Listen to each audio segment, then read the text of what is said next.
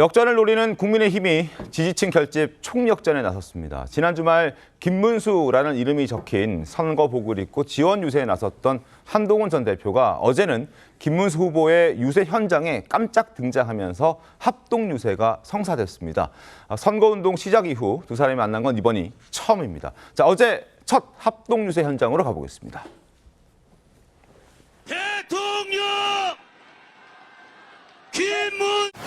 무능한 이재명 세상을 함께 막아봅시다. 제가 그 마음으로 여기에 나왔습니다. 이런 이재명 절대 안 된다고 생각하시는 많은 분들, 그리고 이번 선거는 중도층이 결국 승패를 좌우할 겁니다. 그분들이 바로 여기 이 김문수 후보를 찍게 만들어야 합니다. 한동훈 대표에게 큰 박수 한번 보내주세요. 감사합니다. 반드시 우리는 승리할 것입니다. 예정에 없던 합동 유세였습니다. 현장에 있던 현역 의원, 제가 방송 들어오기 전에 저기 이제 도봉구에서 있었는데 김재섭 의원과 통화를 했는데 김재섭 의원도 5시 반, 그러니까 유세가 시작되기 직전에 한동훈 전 대표가 온단다라는 얘기를 전해 들었다고 하더라고요. 미리 뭔가 약속하고 예고됐다기보다는 뭔가 갑자기 즉흥적으로 이루어진 합동 유세였습니다. 어떻게 성사된 걸까요? 윤기찬 변호사님, 혹시 내막을 좀 알고 계십니까? 정확히 모릅니다. 그런데 아마 이제 좀 늦었기 때문에 네. 제 생각에는 선대위 차원에서 꾸준한 노력이 있었겠죠. 왜냐하면 네. 저 유세 직후에 선대위 또 추가 인선이 있었거든요. 그렇죠. 그러니까 소위 저희가 7한계라고 일컬어지는 분들이 선대위 대거 합류를 했어요. 네, 거의 맞습니다. 다 합류했다고 보시면 됩니다. 맞습니다. 그렇기 때문에 아마 선대위 내에서 내부적인 논의가 있었고 물밑 접촉이 있었고 그와 동시에 저렇게 이제 합동 유세가 이루어지면서 선대위 추가 인선이 있었던 점으로 볼 때 지속적인 물밑 교섭의 결과가 아닌가라는 생각이 들고 네. 그리고 한동훈 전 대표의 경우에도 아까 어제 유세에서 내용을 보면 이제 이재명 후보가 이제 비리 문제 때문만이 아니고 실제로 무능하지 않느냐 본인 생각이죠.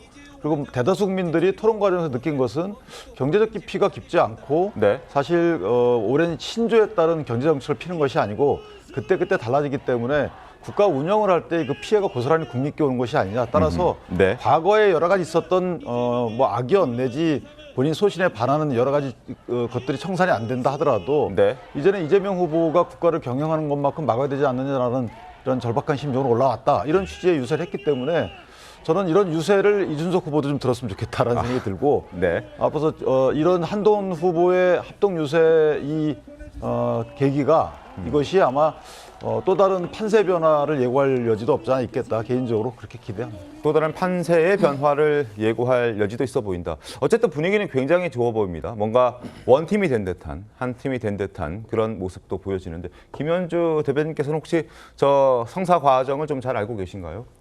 아니 뭐 즉흥적으로 이루어졌다는 평가에는 저는 동의하기가 힘들고요. 네. 상당히 전략적인 서로 간의 물밑 교감의 결과다 이렇게 평가를 하겠습니다. 사실 지난번 전당대회 이후에 44%에 이르는 지지를 받고도 차점자가 됐는데 전례를 볼 때도 그러한 차점자가 전격적으로 나서서 함께 손들어주고 유세하는 경우가 드물었습니다. 네. 그렇기 때문에 이제 지방을 통해서 따로 유세를 쭉 펼쳐왔음에도 언젠가는 한 번쯤은 유세차에 올라서 두 분이 한 그림 안에, 한 구도 안에 잡히는 투샷이 나올 것이다. 많은 분들이 이제 예측은 했었습니다만 사실상 그걸 조금 엿볼 수 있었던 것이 권성동 원내대표의 사퇴를 전화통화를 통해서 요구했다라는 직접 워딩이 나왔었거든요. 네. 한동훈 전 후보로부터. 그렇기 때문에 두 사람이 어떤 교감은 있었겠다. 하지만 뭐 하와이로 특사단 파견하는 그런 정도의 노력이 과연 있었을까 하는 점에는 의문입니다.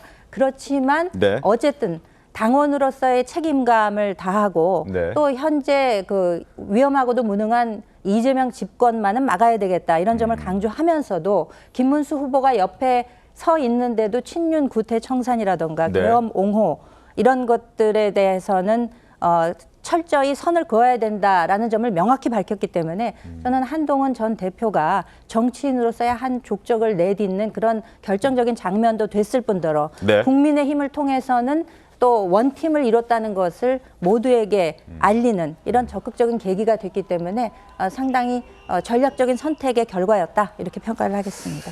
그제였습니다. 그제 이제 잠실 송파구에서 유세를 할 때는 한동훈 전 대표가 김문수 후보의 이름이 적혀 있는 옷을 입고 유세에 나섰는데 어제는 빨간색 기호 2번이 적혀 있는 이름이 없는 옷을 선택해서 또 눈길을 끌었거든요. 혹시 그 옷을 선택한 다른 이유가 뭐 의미가 있을까요? 아니, 그러니까 옷에 이름 써 있고 안 써 있고가 이렇게까지 관심의 대상이 된 것을 미리 계획을 했다면은 네. 상당히 더 전략적이었다라고 판단을 하겠고요. 옆에 후보님이 서 계시잖아요. 그렇죠. 함께 이렇게 사진을 찍고 또 거기 많이 나와 계시는 국민의힘 지지자분들에게 김문수 후보를 연호하고 네. 또 호소를 했기 때문에 네. 그렇게 뭐 큰 의미가 옷에 이름이 써 있느냐의 여부가 그렇게 큰 의미가 있을까라는 생각은 있습니다. 뭐 이왕이면 네. 이름이 있는 옷을 거기 입고 가면은 왔으면. 옆에서 운동하시는 분들이 입혀주거든요, 옷을. 그렇군요. 네네. 알겠습니다.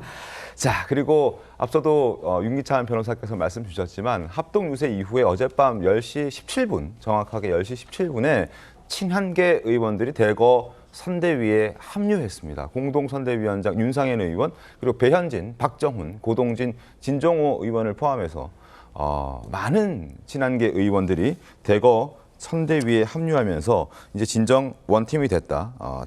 당내 결합은 이루어지고 있다라는 부분에 눈길이 또 끌었습니다. 그리고 이제 사전투표 29일 이번 주 목요일부터 이틀간 29, 30 사전투표가 이루어지는데요. 한동훈 전 대표가 사전투표 첫날인 29일에 광주에 내려가서 사전투표를 하겠다고 합니다. 자, 이것 또한 어떤 전략이 숨어 있을 걸로 예상이 됩니다. 네, 그렇습니다. 어떤 전략입니까? 사실 국민의힘이 전국 정당을 표방함에도 불구하고 지역주의의 한계를 넘지 못하는 그동안의 뭐 역사가 있지 않습니까? 네. 그럼에도 한동훈 전 대표의 경우에는 지난번에 그 선거 후원금을 모았었잖아요. 11시간 만에 약 30억 정도의 후원금이 모이는 기록을 세웠었는데 당시에 이제 사용하고 남은 금액이 있습니다. 12억 7천만 원에 대해서도 전북도당, 전남도당, 제주도당에 우선적으로 좀 배정을 해달라라고 하기도 했었고요. 지난 재보궐선거 이후에도 네. 부산 금정에서 승리를 했음에도 전남 곡성을 먼저 찾는 그러니까 이제 진정성을 보이기 위한 행보들을 해왔습니다. 그와 같은 것의 일환으로 이번에 이제 사전 투표에 대해서 일부 분들이 가지고 계시는 그 좀 오해라던가 네. 이런 것들을 불식시키는 차원에서도 사전 투표를 하는데 광주 지역을 찾아서 하는 것은 또 그 나름의 의미가 있지 않을까 이렇게 생각이 됩니다.